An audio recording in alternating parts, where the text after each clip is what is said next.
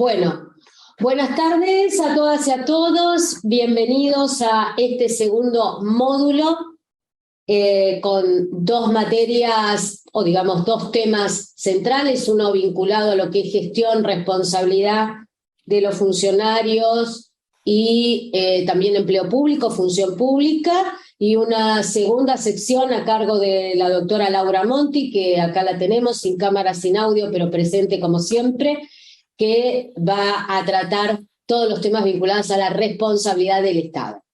Bienvenidos a los que se integran hoy a este postmagistral en este segundo módulo.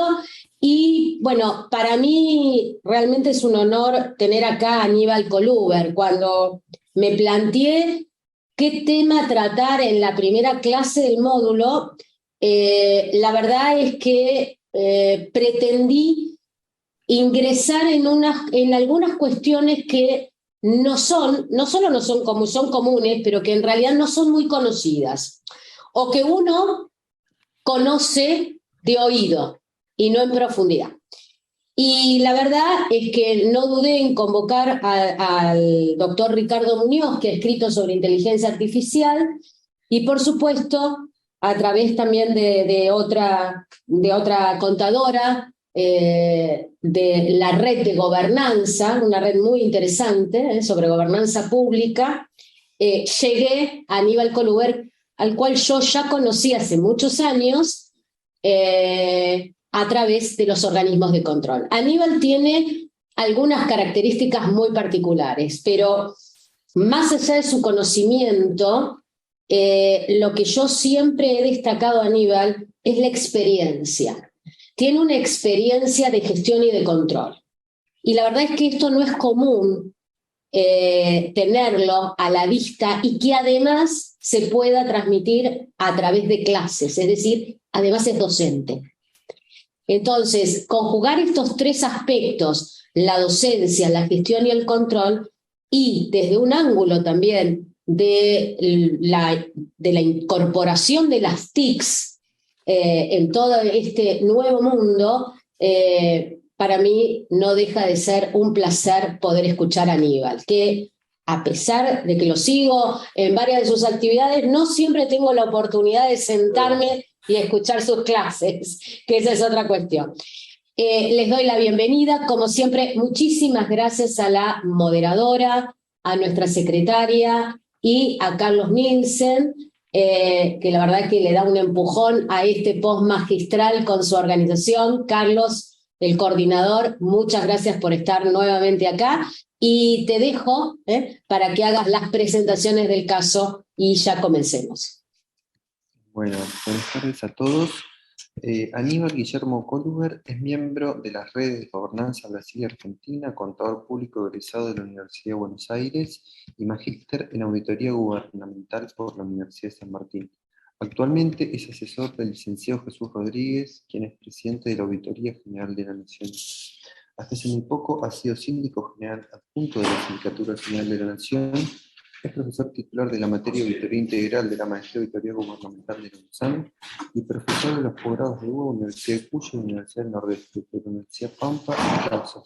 Además, en el sector público se ha desempeñado como coordinador de auditoría en el área de entidades financieras y sobre la Oficina de Crédito Público y especialista en el área de recursos humanos de la AGN.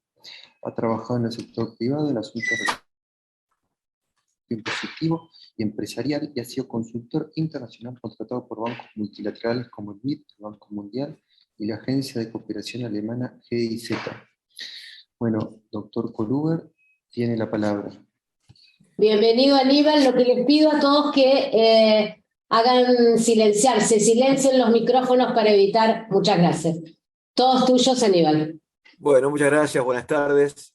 Para mí es un gran honor estar aquí presente en una propuesta educativa tan desafiante. La verdad que les deseo muchos éxitos en este nuevo emprendimiento, en esta nueva etapa. Y bueno, quería agradecer a Miriam, que me convocó para estar en esta reunión, hacer la exposición. Es verdad lo que dice Miriam, que nosotros nos conocemos siempre por referencias, pero no hemos tenido la oportunidad o pocas oportunidades de cruzarnos y de intercambiar o escucharnos mutuamente, ¿no? A veces pasa en la vida, A veces pasa. pero la verdad que es una larga y gran trayectoria la que tiene Miriam. Y bueno, muy agradecido también a Carlos por su aporte logístico, a Florencia, a Inés, a Gabriela, y también saludar a la profesora Laura Monti, que me dijeron que está presente. Así que bueno, un gran placer. La propuesta que tengo, por lo menos, y para eso fui invitado, es hacer una presentación sobre justamente la gobernanza, el término gobernanza, qué significa la gobernanza y el impacto que tienen las tecnologías de la información. Yo preparé un PowerPoint y si me permiten lo voy a colocar en la pantalla. Generalmente lo utilizo bastante para no irme por las ramas en los temas y hacer una especie de orden de presentación más que nada. Pero por supuesto estoy dispuesto a que si quieren interrumpir, aunque creo que después está previsto algunas preguntas, la quieran hacer con mucho gusto. Para mí es más lindo así porque se hace más interactivo.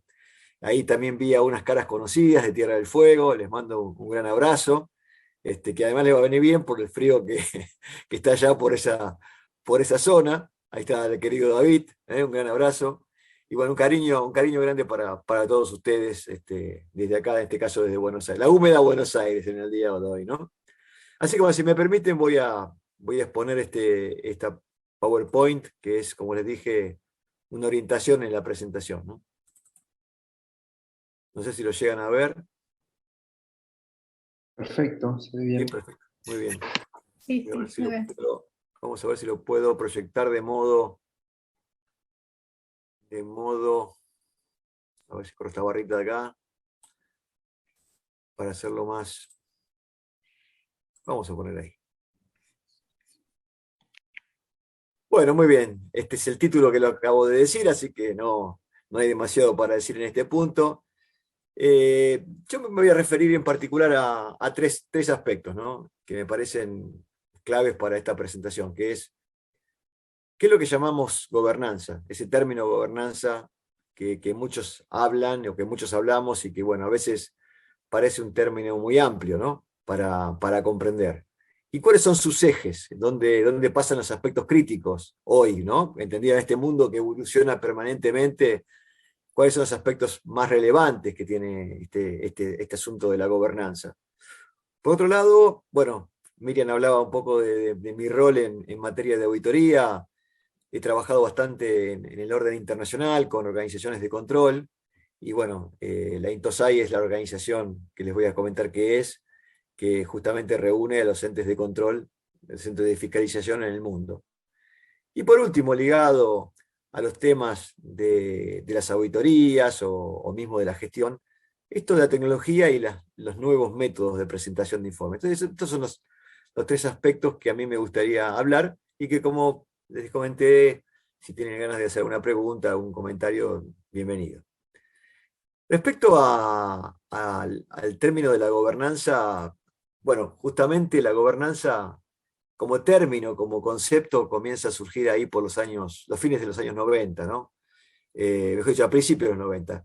Particularmente dicen a partir de la caída del muro de Berlín, en ese nuevo orden, en ese nuevo estado mundial o estado global, donde empieza a aparecer un estado global mucho más fuerte.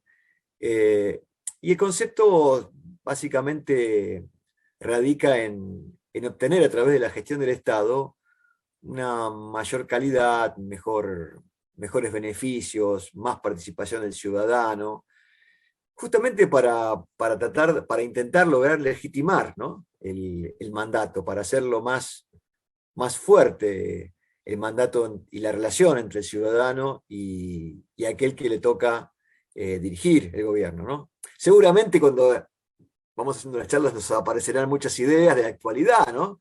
No solamente de la Argentina, sino del mundo, ¿no?, de lo que está pasando en el mundo a nivel político. Muchas veces se suele confundir, ¿no?, la gobernabilidad con lo que es gobernanza. No son lo mismo, ¿no? Acá yo no hablo de gobernabilidad como una cuestión política, no me voy a referir a la política. que es, por supuesto, es el otro lado, ¿no? Es muy importante el liderazgo, la gestión política.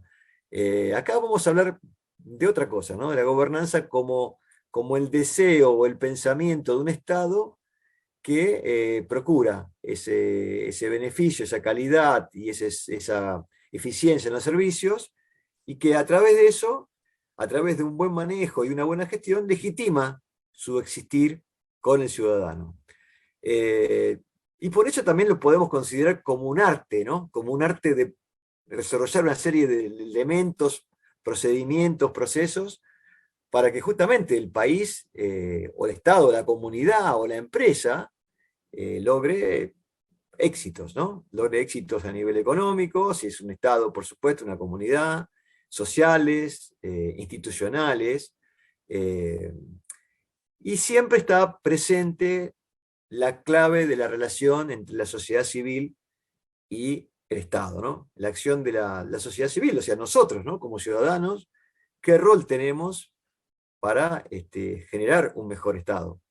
Eh, este término, que como les decía, comenzó a principios de los 90, que se fue desarrollando a partir de los 90, ha sido muy, muy promovido por entidades como por ejemplo la OECD, que es la que reúne a las economías más importantes del mundo en materia de desarrollo, al Banco Mundial, a las Naciones Unidas.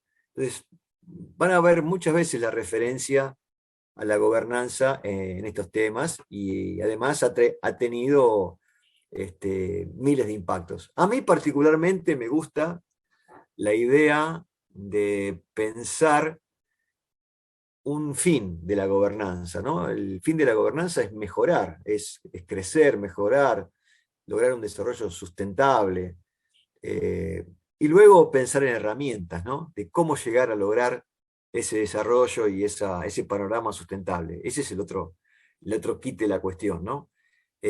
A mí lo que me gusta justamente es que eso le da un carácter de integralidad. Nosotros estamos acostumbrados a ver, profesionalmente hablando, distintos usos de herramientas, que son buenas, que son útiles, pero cuando esa herramienta no tiene una integración a un sistema, a un contexto, parecería como que deja de tener valor, ¿no?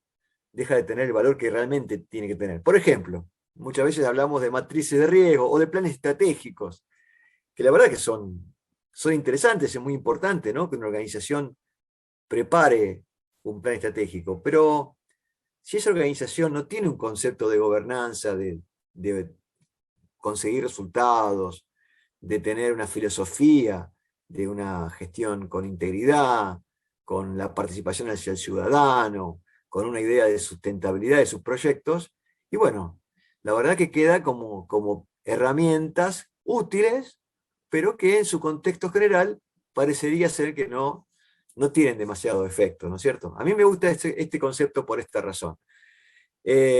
Por supuesto que quería pasar a la siguiente y no me deja. A ver, me quedé. Ahí está.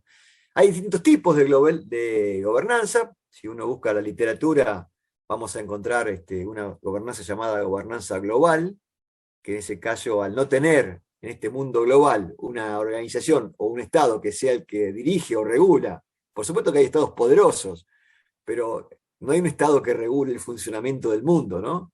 Entonces, la gobernanza viene a poner un equilibrio en las relaciones y las regulaciones, ¿no? Por eso es importante la integración de los foros, las relaciones entre los países y los estados, como una forma de generar prácticas globales, ¿no? Hoy creo que la transversabilidad del mundo en cuanto a las acciones es muy importante. Tenemos justamente acceso a la información, podemos ver resultados, compartir experiencias y hacerlo justamente de este modo, ¿no? Hay amigos que están en el sur, otros que están en el norte, y estamos todos juntos acá hablando a través de una herramienta como la tecnología. Entonces, este es el primer concepto de gobernanza global. Luego la gobernanza corporativa ha tenido mucho desarrollo, la gobernanza, lo que llamaríamos la gobernanza de las empresas, ¿no? Lo que es el proceso directivo, cómo funciona el cumplimiento regulatorio, cómo está relacionado a las instituciones, y de qué manera se dirigen, se administran y se controlan esas empresas. Justamente dentro de este mundo global, estas empresas tienden a ser más observadas desde el punto de vista del ciudadano y del inversor, y estos mecanismos de gobernanza ayudan a darle cierta confiabilidad, ¿no?, al ciudadano y al empresario o aquel que es el inversor. Y por último, hablaría de la gobernanza proyectiva, que de alguna manera se piensa como aquellos procesos que deben ser llevados a cabo por una organización, la organización que fuera la que fuere, ¿no? O sea, una asociación civil, una empresa, un organismo público, para lograr el éxito. Y en este caso, la tecnología es un elemento transversal a las organizaciones y las empresas para conseguir ese éxito, ¿no? El manejo de la información, el tener información útil, accesible, oportuna, es uno de los elementos clave de la gobernanza. Por eso seguramente habrán escuchado hablar de lo que se llama gobernanza en la tecnología de la información, como uno de los ejemplos. Justamente, en materia de ejemplos hay varios, ¿no? La gobernanza política, o sea, cómo funcionan, cómo es el proceso político de un partido, de una proposición política que tiene la intención de ejercer el poder, cómo se organiza, cómo funciona, cuáles son sus elementos éticos, cómo se comunica con el ciudadano, la gobernanza económica, la gobernanza tecnológica, que recién acabamos de hablar, la ambiental, también es otro de los términos que vamos a escuchar mucho, ¿no? Cómo se maneja, qué es lo que es la gobernanza ambiental. Y ambiental en este caso entendemos por, bueno, justamente el proceso, la dirección, la visión estratégica, la forma de seguir los planes operativos, la manera de rendir cuentas, la forma de controlar, hacerlo de una manera ética, hacerlo de una manera transparente, y que sirva de un buen ejercicio para la confiabilidad de los terceros. Eso es principalmente el objetivo. Otro de los asuntos es la gobernanza en el ámbito municipal, ¿no? Que justamente el eslabón más cercano al ciudadano es el municipio, ¿no? Entonces, en ese caso, ¿cómo es sus procesos de decisión? ¿Cómo es su proceso de rendición de cuentas? ¿Cómo es su proceso de control y administración? Muchos han hecho ese esfuerzo y lo siguen haciendo en distintos ambientes, distintos temas respecto a la necesidad de evaluar de alguna forma, en números, o calificar de alguna manera, algo que está bastante de moda, la calidad de esa gobernanza. Entonces, ha habido grandes esfuerzos. Aquí les cito uno, justamente uno que fue elaborado por el Banco Mundial, el instituto que pertenece al grupo del Banco Mundial, que incluye a 200 países, y que en su índice incluye cuestiones como la rendición de cuentas, la estabilidad política y la falta de violencia, la efectividad del gobierno, la calidad de sus regulaciones, el Estado de Derecho y control de la corrupción. Estos son las seis grandes dimensiones que se incluyen en este indicador. Pero hay otros indicadores en distintos ámbitos, como por ejemplo el ambiental, el municipal, etcétera, etcétera. O sea, esto simplemente lo que aborda es la intención de calificar el grado de calidad de la gobernanza y, por supuesto, intentar detectar áreas de mejora, áreas en donde se pueda generar desafíos o cuestiones a mejorar en el tiempo o a través de un plan, etcétera, etcétera. Bueno, ustedes hablaron casualmente de una membresía acerca de la Red de Gobernanza Argentina. Bueno, Miriam es una compañera, miembro de la Red de Gobernanza, así que es un lujo que Miriam participe en este emprendimiento, cuyo origen fue la Red de Gobernanza Brasil.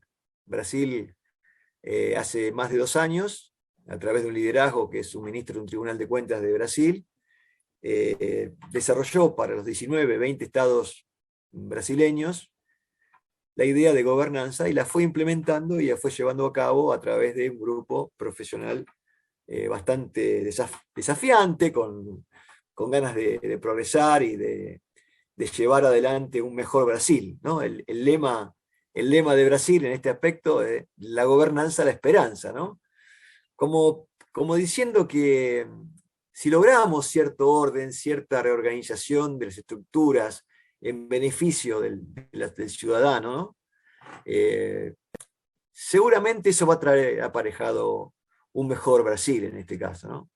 Bueno, un poco entusiasmado con esas ideas, surgió la Red de Gobernanza Argentina, la cual he tenido la fortuna de comenzar a trabajar, y varios profesionales, entre por supuesto la que se incluye Miriam.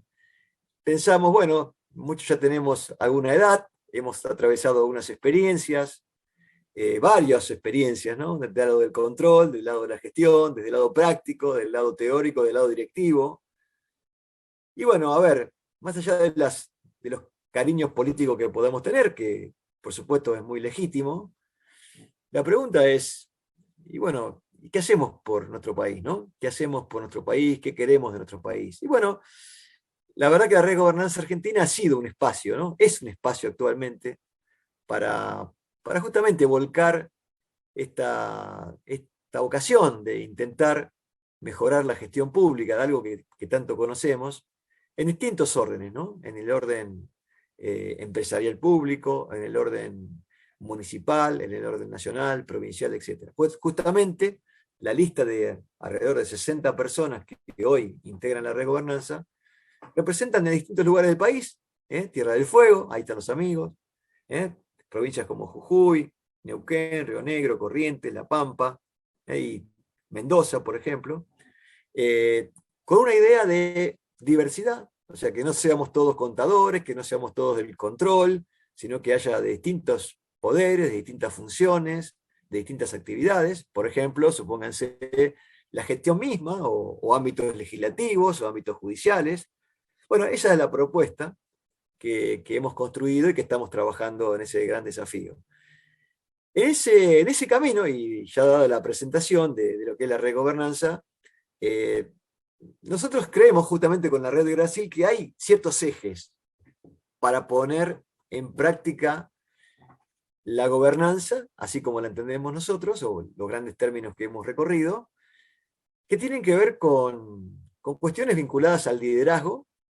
Creo que lo fui diciendo en la medida que íbamos conversando, el planeamiento estratégico, operativo y el análisis de riesgo, una formulación de la rendición de cuentas y el control. La contracara de la buena rendición de cuentas es el control, aquel que le dice, bueno, qué calidad de rendición de cuentas tenemos, y todo esto atravesado por la integridad, cosa que tiene que ver con la ética de las organizaciones, y de la participación ciudadana, como también lo mencioné varias veces. Ese liderazgo que todo Estado, empresa, organización tiene que tener. Digamos, nosotros no podemos discutir el liderazgo. Al revés, lo tenemos que defender, lo tenemos que sostener, apoyar. Ese liderazgo es el que nos lleva, ¿no? Nos da un camino, nos traza un camino, nos acompaña en un camino para la mejora, en la búsqueda, en este caso, de una sociedad mejor, que es lo que todos seguramente pretendemos, de comunicarnos, ¿no? Con la sociedad de una manera mucho más llana, mucho más efectiva, que no se rompa el contrato social, que es tan relevante, ¿no? Entonces, ese liderazgo es la primera cuestión de la manera en que se propone esta gobernanza y cómo se obtienen los resultados. Por otro lado, el liderazgo está acompañado de un planeamiento, ¿no? Un planeamiento que se desea que sea estratégico, ¿no? Que una comunidad, una empresa y una organización diga, bueno, yo quiero ir para acá.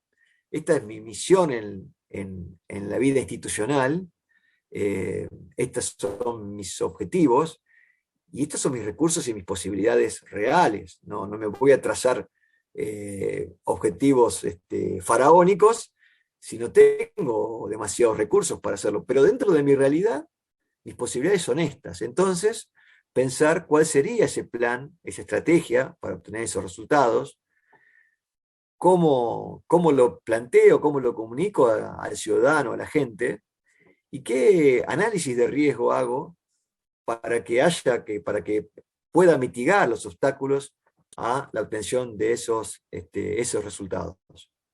Del lado de la rendición de cuentas, todo lo que tiene que ver con la formulación de las cuentas de inversión, de las cuentas de los gobiernos, de las empresas, de los organismos, y por supuesto el acompañamiento del control, ¿no? Aquel que da fe, que hace una referencia de la calidad de esa rendición de cuentas, de la transparencia de la información que posee. Cuando hablamos de integridad, este es un aspecto transversal que no solamente tiene que ver con los ejes, sino que tiene que ver con el demostrar que nuestras organizaciones, donde trabajamos o donde estamos incursionando respecto a la gobernanza, se manejan con pautas y procedimientos éticos, y que los funcionarios cumplimentan esos elementos éticos. Por supuesto que para eso es necesario formular un código de ética, formular un mecanismo de defensa de ética, para justamente no quedarnos con la teoría y poder tener una verificación real del cumplimiento ético de nuestras organizaciones. Por eso, seguramente habrán escuchado hablar mucho de lo que se llama el compliance, ¿no? La figura de compliance, que dentro de una empresa y una organización se encarga de revisar si las operaciones de la organización, las contrataciones, las colocaciones financieras y su vínculo económico, de alguna manera se hace bajo ciertos principios de integridad y principios éticos aceptables por esa organización. Aníbal, una pregunta. Dale, sí, claro, Miriam. Sí. Es una pregunta un poco dura, pero en épocas de emergencia, de los 3 ejes, digamos que el que más resulta afectado es el del planeamiento y análisis de riesgo, porque vos en realidad en épocas de emergencia, emergencias políticas, económicas, ¿no? Esas crisis que nosotros conocemos y vivimos, yo creo que por ahí el liderazgo podría no estar afectado y no habría por qué afectar la rendición de cuentas y el control. Pero sí creo que te puede afectar el análisis de riesgo. Bueno, depende del tipo de emergencia, ¿no es cierto? Por supuesto que la emergencia afecta y te lleva a reanalizar tu diagnóstico de riesgo, como decías, Miriam. Exactamente, cuando estás pasando por un momento como hemos pasado, o que todavía seguimos de alguna forma atravesando, que es la pandemia, ¿no? Una emergencia como la pandemia, justamente te lleva a reevaluar tu mirada estratégica. Pero bueno, eso es lo bueno del plan, ¿no? Porque si vos tenías un plan y más o menos tenías pensado hacia dónde ir, bueno, estas nuevas circunstancias de alguna forma afectan lo que vos querías lograr con el plan. Entonces, obviamente, sí. Y te agregaría otro elemento más, que es la integridad. Claro. La emergencia, digamos, a nivel, por ejemplo, mundial, no lo digo la Argentina, ¿no? Para no ser justamente una referencia permanente a la Argentina, sino a nivel mundial está comprobado que las situaciones de emergencia conllevan a mecanismos más discrecionales y consecuentemente afecta la integridad de la acción, no solamente pública, ¿no? Las mismas empresas también están afectadas por esa situación. Recurren a mecanismos de emergencia y a veces esos mecanismos generan espacios que dan a la corrupción y que dan al fraude, etcétera, etcétera. Porque el fraude no es una cuestión privativa del gobierno público. El fraude también existe en el sector privado y, por ejemplo, hemos tenido escándalos financieros mundiales, ¿no? Justamente para hacer una referencia. Entonces, sí, efectivamente cuestiones relacionadas a la emergencia generan una nueva revisión, ¿no? Del plan y de estas cuestiones que estábamos mencionando, ¿no? Gracias, Aníbal. Por favor, un gusto. Entonces, bueno, la integridad entonces es este concepto moderno que se lleva a cabo y que la verdad no solamente es una cuestión espiritual la integridad porque tenemos principios éticos, no, acá hay una cuestión de negocios. El negocio es que si yo soy más confiable, tengo mejores inversiones y hago mejores negocios y voy a tener mejores resultados. Ahora, si no soy confiable, ¿cómo demuestro que soy confiable? No es solamente una cuestión de espíritu, hay una cuestión de demostración real y práctica, que se lleva a cabo justamente con la la preparación de informes detallados, memorias, explicaciones y comunicación permanente con la ciudadanía justamente para demostrar que las empresas, las organizaciones y que el funcionario es confiable. Creo que Federico Vaz estaba haciendo una pregunta, ¿no? Levantaba la mano. Federico, ¿puede ser? Sí, buenas tardes, Buenas tardes, Federico. Aníbal, Un gusto. desde Uruguay. Oh, encantado. También en el sentido que decía la doctora Ibanega, también el tema de los liderazgos con el tema de la pandemia también están en tela de juicio a nivel mundial, ¿no? También estas situaciones son oportunidades también, ¿no? Para reacomodar tampoco un poco. Pero los liderazgos a nivel mundial están todos en tela de juicio. Desde el propio presidente de Estados Unidos a todas las democracias que estamos viendo, están todos en tela de juicio, ¿no? Con cambios políticos, con reacomodamientos institucionales y con cuestionamientos hasta los propios sistemas, ¿no? Creo que es una linda oportunidad a evaluar, ¿no? ¿No? En la región mismo tenemos procesos de modificaciones constitucionales que tampoco satisfacen. Es interesante ver el nivel también de satisfacción de los niveles con el sistema democrático, donde no tenemos o sea, un nivel de satisfacción del todo claro, ¿no? Como parecería hasta hace un tiempo, en la década del 90, justamente cuando se arrancaba la exposición, hoy me quedaba pensando, ¿no? Creo que el liderazgo conjuntamente con el tema del planeamiento en este momento de crisis, serían uno de los elementos más llamativos en esta etapa de la historia, ¿no? Disculpe la interrupción, Aníbal. No, Federico, me parece muy, muy oportuna y de hecho es uno de los ejes de la gobernanza, ¿no? Fíjate cómo una cuestión de la forma en que se manejan los estados, ¿no? En que se dirigen los estados, influye en la gestión. Y efectivamente ahí se nota a nivel mundial, a nivel global, si bien yo no soy un especialista político, te aclaro por las dudas, me gusta la política, me gusta leer, me gusta aprender, no soy un experto en política, pero sí uno sabe lo que vos decís, Federico, que bueno, que el mundo hoy parecería ser con ahí un gran debate en estas democracias liberales, ¿no? Respecto a gobiernos intervencionistas con ciertos grados de democracia, y bueno, justamente en la emergencia se ha visto, ¿no? Los resultados que tenían países con un dirigismo muy fuerte respecto a países bueno, que tenemos conceptos más libres, ¿no? Respecto a lo que hacen los ciudadanos y cómo se manejan los ciudadanos. Con lo cual, fíjate que en los países con un manejo y una intervención pública muy fuerte, con una política, digamos, absoluta de alguna forma, y las discusiones eran pocas, ¿no? El ciudadano acepta y toma la decisión del Estado. En cambio, en democracias más liberales, bueno, ¿por qué? ¿Por qué me vas a decir que yo me tengo que quedar en mi casa? ¿Por qué me decís que me tengo que poner un chip? ¿Por qué? ¿No es cierto? Es que me parece que está eso que vos decís. Y yo aprovecho tu comentario porque mi jefe, que lo mencionaron, Jesús Rodríguez, suele hacer en sus comentarios a él le gusta mucho analizar y analizar la parte académica, es un hombre de la política, por supuesto, del radicalismo en este caso, pero él, bueno, él habla muchas veces de una relación casual entre instituciones y desarrollo económico, ¿no?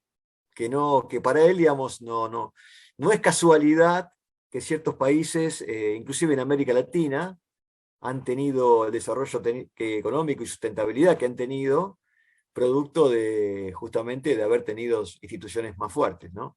El caso justamente es Uruguay, ¿eh? Y Costa Rica, por ejemplo. Uruguay, que está al lado de dos países que económicamente son muy fuertes, que es el caso en este caso de Argentina y Brasil. No estoy discriminando al resto, por supuesto, pero es cierto que económicamente el Producto Bruto es muy importante. Y, por ejemplo, Costa Rica, que tiene países al lado, como Nicaragua, donde, bueno, dice, ¿por qué a Costa Rica le ha ido bien? ¿Por qué a Uruguay le ha ido bien? Digamos, en el término de varios años, ¿no? ¿Y por qué a otros países no les ha ido bien? Entonces él considera que parte de la explicación tiene que ver con la calidad institucional y tiene que ver con el liderazgo, ¿no es cierto? Creo que Eduardo quería decir algo. Eduardo Sí, Pablo. buenas tardes, profesor. Bueno, Buenas muchas tardes. gracias por la exposición y a la doctora Ibanez y al doctor Nielsen por la invitación. No, yo me quedé un poquito pensando en estos ejes de los que usted hablaba y en cuanto al eje de planeamiento y análisis de riesgo, tanto en situaciones normales como lo que refería un poco Federico Vaz, recién en situaciones, y también la doctora Ibanez de crisis, ¿qué espacio hay para la prevención de ciertas prácticas por ahí de tipo desleal, que son recurrentes en distintos tipos de organizaciones, como usted bien decía, tanto públicas como privadas? Porque para los que hacemos, por ejemplo, derecho disciplinario, nosotros siempre llegamos frente a la falta administrativa consumada. Y si bien intentamos en nuestros dictámenes dar una serie de recomendaciones para evitar que estas faltas se repitan, eh, la verdad es que a veces vemos que eso realmente no tiene una efectivización luego cuando esos sumarios administrativos se cierran en las resoluciones. No sé, por eso un poco mi pregunta iba a eso, ¿no? Nosotros en disciplinario llegamos siempre con los hechos ya concluidos, ¿no? Como a posteriori. Esa era un poco mi consulta. Sí, gracias, gracias Eduardo, gracias por tu consulta. Contento porque, bueno, las consultas implican interés, así que gracias. Bueno, la idea de planeamiento desde el punto de vista teórico implica, teórico y puesta en práctica también, ¿no? Implica estudiar escenarios, situaciones, escenarios. Y nosotros que estamos trabajando, que somos más del lado del control, con Miriam en este caso, trabajamos mucho en lo que tiene que ver con el control interno de las organizaciones, algo que está dentro de estos ejes en el marco del control, ¿no? Y el control interno, una de las cosas que te propone es evaluar el riesgo. Pero sabiendo que el riesgo no es siempre el mismo. El riesgo va cambiando, y permanentemente. Y les voy a dar un ejemplo que suelo usar en las clases de control interno con los colegas de los posgrados. ¿Quién imaginaba que en el 2001 un loco terrorista se iba a estrellar contra las Torres Gemelas? Era un riesgo inimaginable. De hecho, no había ningún procedimiento de control que lo había detectado a tiempo. O sea, fíjense que uno ahora, por la existencia de un riesgo que en ese momento era considerado remoto, imposible, que luego pasa a ser posible, comienza a instrumentar una serie de procedimientos justamente para evitar que esa situación suceda, ¿no? Entonces nosotros cuando viajamos, nos tenemos que sacar el cinturón, la zapatilla, no podemos llevar el determinado perfume en el avión, ¿no? Es molesto, pero es un procedimiento de mitigación. Si uno lo ve del lado del control interno, que es algo que nos gusta con Miriam, en el lado de control, sabemos que es un claro ejemplo de un riesgo que ahora ya no es remoto, ahora tiene ciertas posibilidades de existencia, y además un alto impacto. Fíjense lo que pasó en el mundo a partir de esa situación, no solamente en Estados Unidos. Entonces, a partir de eso, lo que justamente el control interno nos recomienda es desarrollar herramientas de mitigación. Y justamente en ese caso se ve claramente las herramientas que adoptaron los aeropuertos para que justamente cuando haya los viajes de aviones, los tripulantes y los pasajeros, bueno, por lo menos lleguen a viajar con determinadas cuestiones. ¿A dónde voy con todo esto? Que indudablemente cuestiones vinculadas al incumplimiento de ciertas responsabilidades o funciones deberían ser analizadas, deberían ser estudiadas y ponderar también la posibilidad del riesgo y el impacto. Porque quizás, como pasa en muchas organizaciones, a veces el impacto no es tan alto y la probabilidad de ocurrencia tampoco es tan alta. Pero es indudablemente, para no evitar la respuesta, Eduardo, nuestra sociedad tiene una alta animosidad en ese sentido, y el impacto no es solamente económico, ¿no? El impacto también es moral, es tirar para abajo, es tirar contra las reglas, sentirse como que todo es igual, ¿no? Y La verdad que creo que justamente debería evaluarse esas áreas. Por ejemplo, hay algunas actividades que se hacen en materia de corrupción que permiten decir, bueno, ¿cuáles son las cuestiones donde puede haber un especial interés de apropiarse de lo ajeno? Bueno, entonces estudiemos estas cuestiones, pongamos procedimientos. Ahora, también para no ser quizás tan negativo del lado de un mensaje, es algo que no me gusta hacer, yo creo que la tecnología en muchos puntos ha puesto ciertos obstáculos a esos hechos. Porque hoy, justamente, poder actuar libremente, impunemente, bajo sistemas no electrónicos, es cada día más difícil, ¿no? Claro. Por eso es la importancia que tiene que tengamos economías más formales, que haya economías más transparentes. Justamente va a tender a evitar, porque financieramente no tenés cómo moverte si vos lo único que tenés son billetes, por ejemplo, ¿no? Entonces yo creo que hay cuestiones que han mejorado por la propia inercia, inclusive de los tiempos y de los servicios bancarios, servicios de la información. Uno tiene que estar registrado en varias páginas, varias aplicaciones. Y la tecnología, que es el gran tema de nuestra presentación, nos pone ciertos cordones por ejemplo, AFIP tiene un sistema que te dice mi visión sobre vos, algo así se llama, ¿no? Ustedes ya conocen el nombre, pero lo que te dice es, bueno, yo sé que vos compraste tal cosa, yo sé que vos hiciste esto, yo sé que vos transferiste tal cosa, o sea, no te hagas muy el vivo, ¿no? Porque yo te tengo en la mira, ¿no? Si te quiero fiscalizar, te fiscalizo. Creo que estas cosas me parece que son advertencias, son análisis de riesgos y son procedimientos, ¿no? No sé si respondí a tu pregunta. Sí, extensamente, profesor, muchas gracias. Muchas gracias.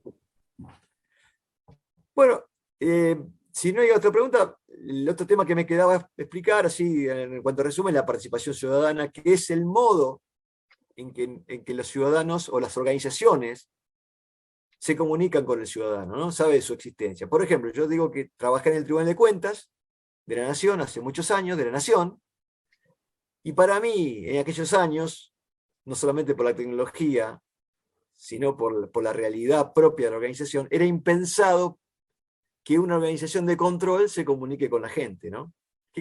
¿Para qué? Digamos, esto es una cuestión de Estado, dentro del Estado, de los informes, los dictámenes, ¿por qué?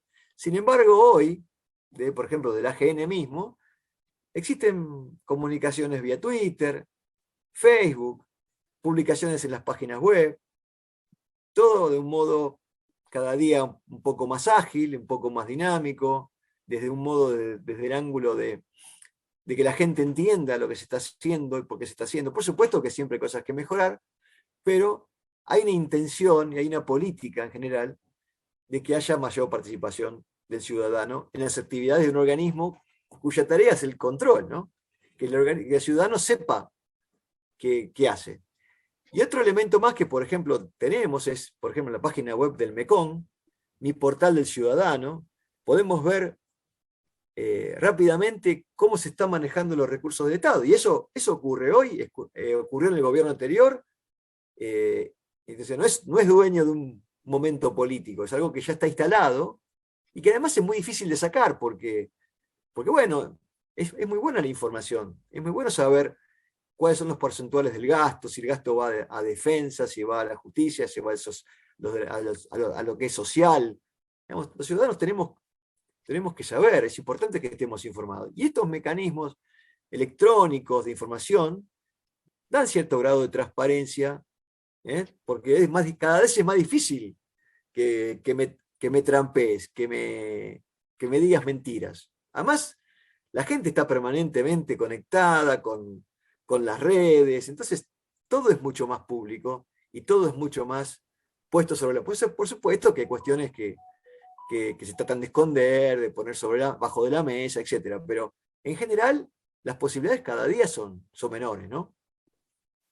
Bueno, estos son de alguna forma los grandes ejes que nosotros entendemos desde la red de gobernanza, conjuntamente con los amigos de Brasil, que son los aspectos que tenemos que desarrollar en las organizaciones, ya sean públicas o privadas, y por supuesto, más aún en el Estado, ¿no?, que maneja fondos públicos. Bueno, creo que lo dijimos. ¿Qué nos proporciona la tecnología? Bueno, justamente acceso, datos de lo que pasa. Hoy si queremos llegar a un lugar, tenemos que tener un Waze, un GPS. Entonces la tecnología nos proporciona los datos, nos proporciona límites, nos da facilidades del uso también de recursos, nos da un servicio, una facilidad, nos da facilidad de comunicación. Entonces, la tecnología se impregna en todo, ¿no? Se impregna no solamente en la gestión, que cuando toma decisiones y hace operaciones genera datos, sino también en el control, ¿no? Que tiene que tomar esos datos para verificar, controlar. Y yo creo que esta visión que tenemos y esta vida que nos está llevando la tecnología va a hacer cambiar de alguna forma la manera en que controlamos, la manera en que fiscalizamos. Ahora les voy a contar por qué. Este mapita lo suelo poner en las clases, ¿no? Es el que representa la INTOSAI, que es la organización que reúne a todos los entes de control del mundo. Son alrededor de 192 países, con algunas asociaciones, miembros, parte de esta organización mundial. Y también está dividido en regiones, ¿no? En las regiones que tienen algunos elementos comunes, como por ejemplo el lenguaje, la cultura y hasta sus propias cuestiones políticas, institucionales, ¿no? Caso, por ejemplo, en Latinoamérica, tenemos lo que llamamos OLACEF.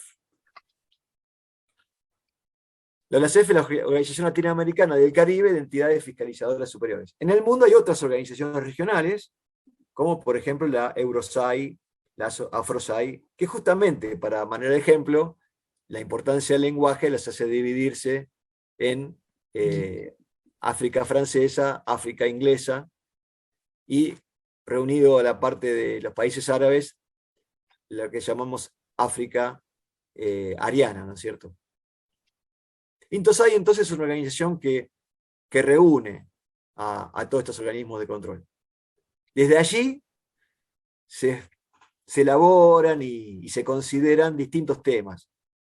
Entre esos temas están las normas de auditoría, que tienen que ver con la manera en que hacemos las auditorías.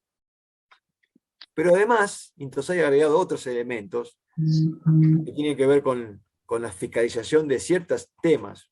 Ustedes hablaban justamente de las emergencias, ¿no? Cómo se auditan los estados con situaciones de emergencia, la situación de la deuda pública a nivel mundial, la situación del ambiente, un tema que es muy importante para el mundo, la tecnología de la información. Y ahí creo que quería llegar, ¿no?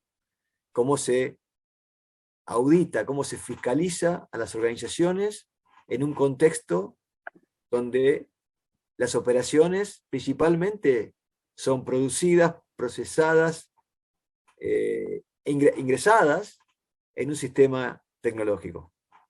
Esto realmente nos reformula, particularmente en mi caso, que soy más viejito, que bueno, trabajaba con el lapicito, la manera en que hacemos las auditorías y los trabajos de control. Ahora nos vamos a referir brevemente. En América Latina, Argentina, no es casualidad, que hasta el momento tiene dos comisiones importantes de trabajo. Y habrá que ser tu orgullo de eso, ¿no? Que son la Comisión de Técnicas y Prácticas de Buena Gobernanza, que son los ejes que estuvimos conversando, y la Comisión de Técnicas de Información y Comunicación. Ambas comisiones son presididas por Argentina. Tenemos los colegas de Brasil, del TCU, del Tribunal de Cuentas de la Unión, tenemos el Tribunal de Cuentas de Uruguay, como algunos ejemplos, y varias contralorías. No me voy a explayar mucho en eso porque no creo que sea el motivo de la charla de hoy, pero bueno, si os gusta en algún momento, lo podemos conversar. En el caso de los Estados Unidos, ellos tienen como organismo de control la General Accounting Office, que es la GAO, la famosa GAO, para el control a nivel norteamericano. Bueno, ¿a qué quería llegar con esto? Que esta organización generó, a través del tiempo, una serie de cuestiones de interés para el mundo de la fiscalización. Bueno, fíjense que, como le había comentado, uno de los temas es lo que llamamos las normas internacionales de auditoría, ¿no? Que hoy tienen un nuevo pronunciamiento profesional, un nuevo orden profesional, que ha más que nada reordenado las normas.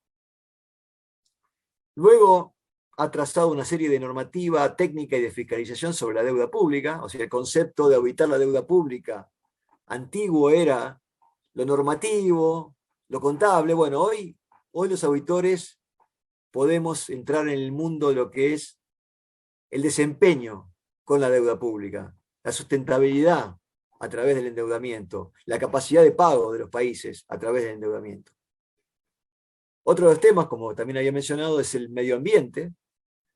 Brasil ahora va a asumir la presidencia, la primera vez que un país latinoamericano asume una presidencia de Intosai, lo va a asumir en noviembre, y justamente en esa primera reunión va a lanzar una auditoría cooperativa global sobre el medio ambiente, como una cuestión estratégica de interés mundial. Eso es muy interesante porque la idea y el concepto de auditoría cooperativa tiene que ver con el trabajo conjunto y coordinado de los países enfocados en un solo tema, ¿no? En esa línea también se está trabajando con los ODS, ¿no? Los Objetivos de Desarrollo Sostenible, los 17 Objetivos de Desarrollo que ustedes seguramente deberán conocer. También hay un compromiso mundial respecto a la fiscalización que hacen los países para conseguir los resultados, teniendo en cuenta lo que decía Miriam también, ¿no? Cómo afecta la cuestión de la emergencia a los resultados, porque indudablemente el mundo cambió, el mundo está afectado por un gran esfuerzo económico para sostener a las clases de personas con más dificultades, y además la emergencia sanitaria, ¿no? Entonces todos los estados del mundo tuvieron que volver. Entonces eso cambió el plan, cambió hacia dónde iba cada uno de los estados. Y eso está generando, nosotros ya teníamos un problema anterior, pero nosotros está generando un problema también de inflación en el mundo, sumado además, en este caso, de la guerra, que le puso otro elemento más de complicación, ¿no? Entonces, como vemos, y justamente aprovechando el comentario de Miriam, justamente el mundo, los cambios afectan el planeamiento, afectan los resultados.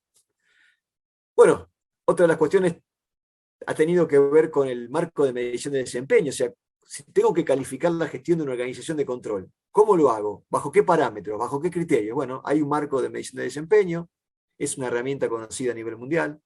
Otro de los elementos desarrollados por este Intosai es el planeamiento estratégico y la forma de monitorearlo. Y acá quería hablar un poco particularmente, porque es motivo de nuestra reunión, y tiene que ver con el uso de la tecnología y el Big Data. O sea, los esfuerzos que están haciendo los distintos países y los bancos internacionales para promover este tipo de herramientas es muy relevante, ¿no? Argentina tiene un área, por ejemplo, la AGN, lo que es a nivel nacional, tiene un área de auditoría informática, tiene un área de auditoría, de gestión informática propia, pero no está todavía trabajando muy fuerte con el Big Data, está empezando a incursionar, ha habido varios talleres con experiencias piloto, justamente se acaba de llevar a cabo en este mes de junio, hace poquito, un apoyo del Banco Mundial para ver cómo manejarnos ante situaciones de auditoría a través de bases de datos. En el caso de Colombia ha hecho un desarrollo muy importante en materia de auditoría basadas en Big Data, en este caso vinculado a las compras públicas, ¿no?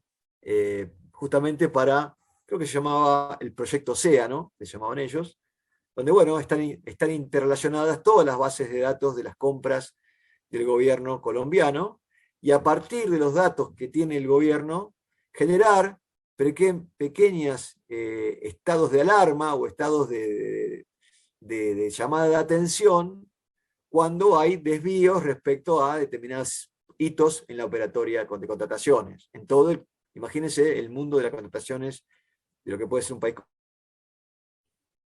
Brasil también ha trabajado mucho el TCU en el control respecto a las bases de datos, justamente aplicados en lo que nosotros llamamos en Argentina el IFE, que es el apoyo económico a situaciones de dificultad, como por ejemplo comerciantes, pequeñas empresas o ciudadanos. Y por último, otro tema más que está fuertemente desarrollado, acá yo empecé a acelerar un poco más, discúlpenme, quizás que tomé un poquito más de velocidad, no quería extenderme demasiado, es la participación ciudadana, en este caso en el control, en la gobernanza de la fiscalización. Porque la fiscalización en sí mismo también es un ente, también es una organización que debe cumplir con estos ejes. Y dentro de estos ejes hablamos de la necesidad de comunicarnos con el ciudadano, pero no solamente a través de los informes o a través de videos o gráficas de los informes, sino que el ciudadano participe en la construcción de un plan de auditoría, por ejemplo. Y acá ha habido muy buenas experiencias, inclusive se habla como caso ejemplar, cuando en el 2002 la auditoría abrió sus puertas a la participación ciudadana y se hizo mucho esfuerzo en el problema del mal de Chagas. Caso concreto que tuvo mucha relevancia y muchos resultados porque la ciudadanía, a través de las ONG, no solamente participaron en la planificación, sino también en la puesta en comunicación del informe, en los comentarios que hacían los administradores respecto a la situación. O sea, a partir de la tecnología y a partir, en este caso, del uso de la participación ciudadana, se puede construir mejores relaciones, ¿no? Y mejores análisis de lo que vamos a controlar. Particularmente creo, y seguramente alguien me lo va a mentir, que esto va a poner en tela de juicios el muestreo en algún momento. El muestreo del auditor, que nosotros decíamos, bueno, para poder generar una inferencia de una conclusión debemos tomar una muestra. Ahora, si yo accedo a todas las bases de datos, a toda la información, ¿y por qué tengo que acceder a una muestra? Quizás la muestra pueda derivarse de esa base de datos, que es mucho más inteligente, que te da mejores análisis. Los profesionales deberemos prepararnos mejor en este terreno, ¿no? En ser mejores analistas de datos, porque ese es el futuro, en este caso la disciplina del contador o de aquellos que trabajan más en el tema de auditoría. Bien, creo que tengo acá otra más. Bueno, creo que puedo ir redondeando de alguna forma, ¿no? Me parece que creo que los conceptos los he comentado, los he traído de distintas fuentes, hay distintos tipos de gobernanza, hay ciertos ejes, que son, digamos, desde el punto de vista de hoy, quizás mañana estos ejes cambien y sean mejores o sean menos, son los que necesitamos para que nuestras sociedades, nuestras organizaciones, nuestras empresas sean mejores. Indudablemente, tener un mejor liderazgo, tener un mejor planeamiento realista, por supuesto, en base a todas las dificultades que la vida nos da, y tener mecanismos de rendición de cuentas y control, con un ambiente de integridad y con la posibilidad de la participación ciudadana, estoy seguro que nos va a traer, como dicen los brasileros, de la gobernanza, la esperanza. Así que bueno, esto ha sido de alguna forma una breve exposición sobre estas cuestiones que creo que pueden ser de interés. Muchas gracias, Aníbal. Yo te voy a hacer una pregunta respecto justamente al tema de la tecnología y el control, porque creo que uno de los desafíos ya no es tanto el impacto de las TICs en la gestión, sino el impacto de las TICs en el control, ¿no? Creo que todos tenemos incorporados cómo ha influido, pero todavía no tenemos, y tampoco creo que lo sepa la sociedad, es cómo se controla esa gestión impactada por las TICs. Mi pregunta es, ¿habría un cambio o en definitiva deberíamos todos repensar el control interno especialmente cuando nos referimos a, digamos, a los mecanismos de control de esta gestión, por así llamarla, podríamos o no, electrónica o como quieras, digital o tecnológica? Es decir, más allá de las modificaciones que tengan que hacer los organismos de control externo. Y me ubico porque acá tenemos alumnos de distintos países, en las contralorías, en los tribunales de cuenta. El control interno, ese control que está atado a la propia gestión, tiene una transformación total en este caso, ¿no? Por las tecnologías. Sí, mire, totalmente tiene un efecto muy fuerte. De hecho, fíjate que en ese marco que vos claramente describís, una cuestión tiene que ver con el expediente electrónico. Claro. Muchas de las organizaciones, a partir de la gestión anterior, del gobierno anterior, se empezaron a mover, por ejemplo, en el ámbito nacional, a través del expediente electrónico.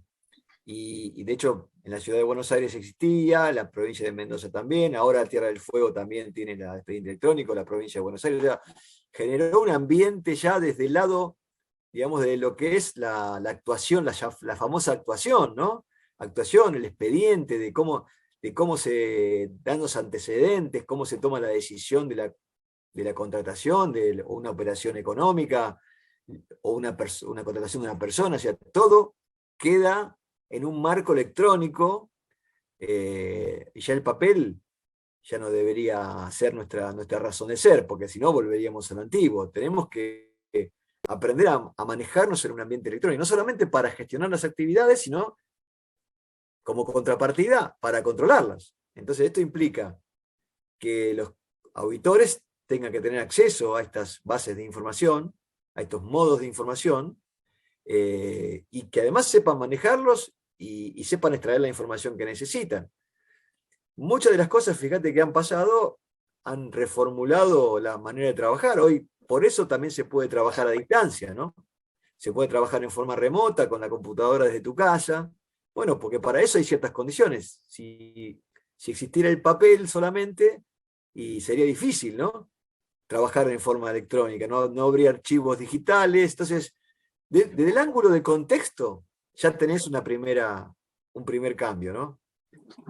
Además tenés lo que llaman la potencialidad de las herramientas tecnológicas, ¿no? Si yo tengo datos, los datos son mucho más accesibles, si es que lo son, y los puedo administrar y analizar.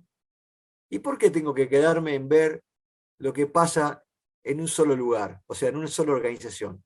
Si de repente yo el tema lo puedo trazar desde un ángulo transversal. Entonces, por ejemplo, podría ver o hacer un estudio especial sobre cómo contrata el Estado, qué salarios paga, y si hay incompatibilidades, y lo podría hacer con las bases de datos, y lo podría hacer de todo el Estado, siempre y cuando tenga toda la información y todas las bases de datos. Entonces, yo creo que esta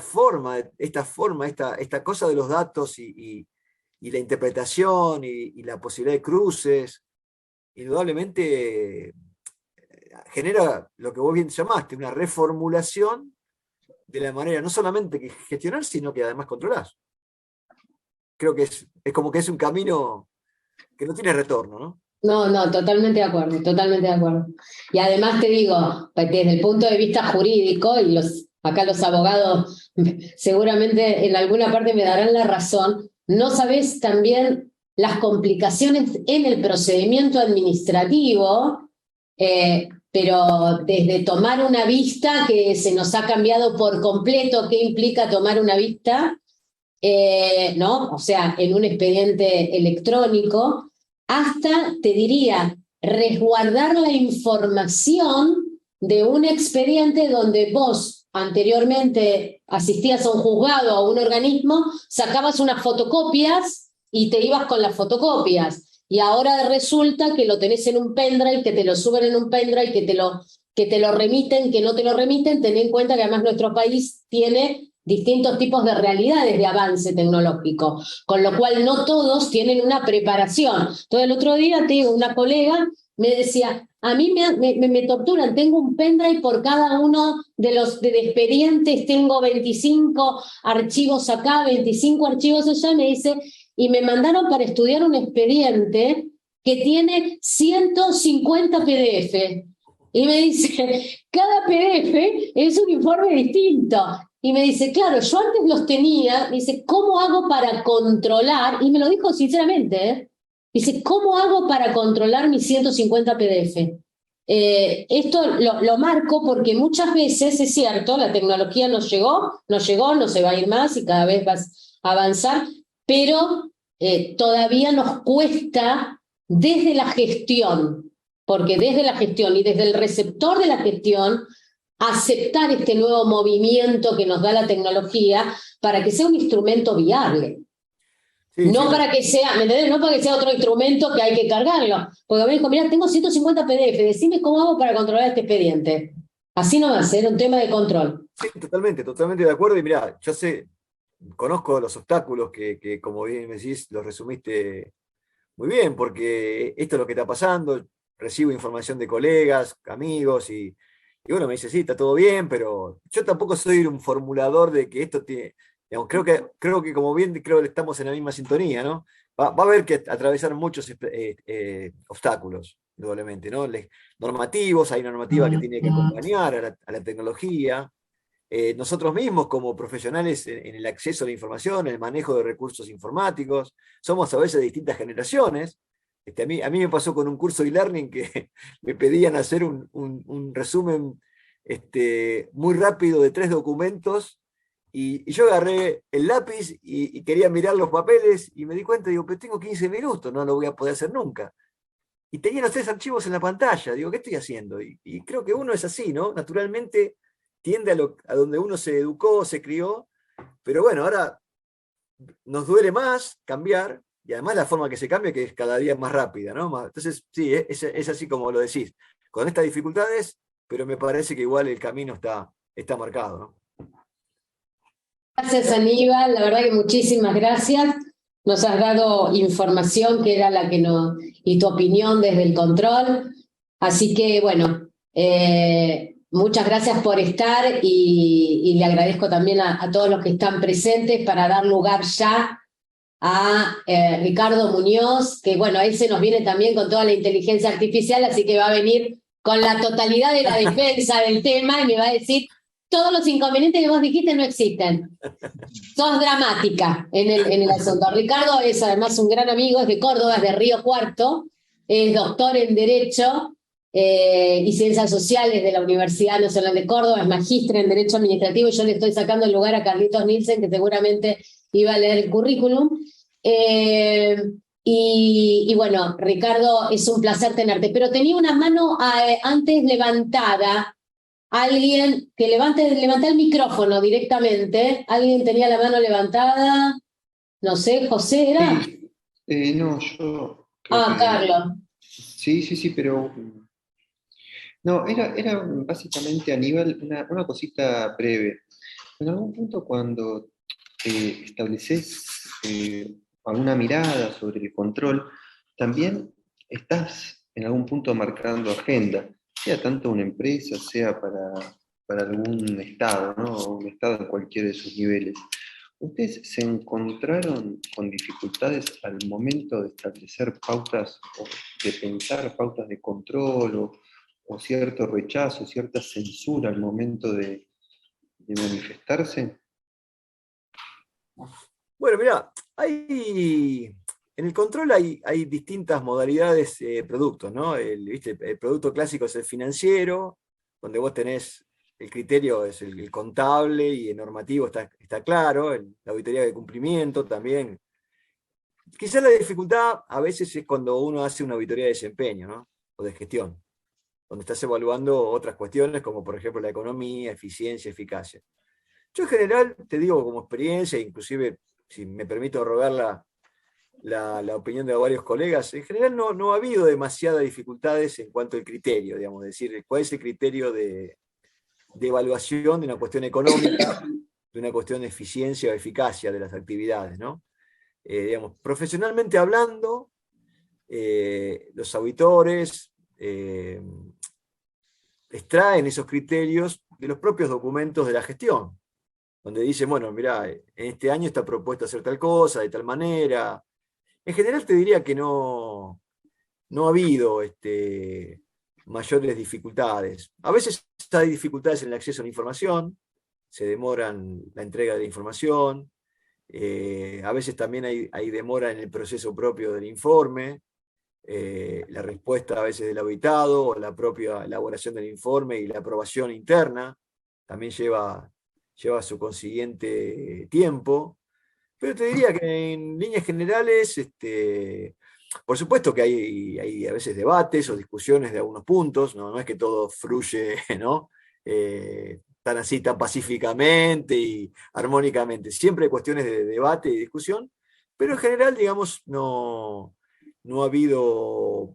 Porque en este tema de la gestión es importante que el auditor de una forma conforme el criterio a evaluar.